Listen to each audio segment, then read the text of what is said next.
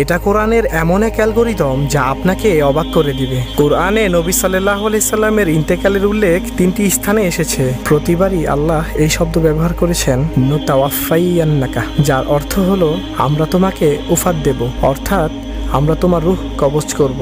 এখন খেয়াল করুন, এই 3টি আয়াত যেই 3টি সূরা এসেছে সেই সূরা নম্বরগুলো একত্রে যোগ করুন, তাহলে মোট যোগফল আসে 63, অর্থাৎ সেই বয়স যখন নবী সাল্লাল্লাহু আলাইহি সাল্লাম দুনিয়া থেকে বিদায় নিয়েছিলেন। আর কথা এখানেই শেষ নয়, 40 বছর ছিল সেই বয়স যখন নবুয়ত শুরু হয়। 13 বছর মক্কার যুগ, যেখানে ছিল নিদারুণ নির্যাতন আর অসীম সবর। এরপর 10 বছর মদিনার যুগ, যেখানে ইসলাম একটি বাস্তবিক শাসন ব্যবস্থায় পরিণত হয়। এই সব মিলিয়ে ঠিক সেই বয়সের দিকে ইঙ্গিত করছে যেই বয়সে আল্লাহ তার সবচেয়ে প্রিয় নবীকে নিজের কাছে ডেকে নিয়েছিলেন। সুবহানাল্লাহ, এটা শুধু গাণিতিক হিসাব নয়, বরং ভালোবাসায় পরিপূর্ণ এক পরিকল্পনা যা কেবল তিনিই দিতে পারেন, যিনি সবকিছু জানেন।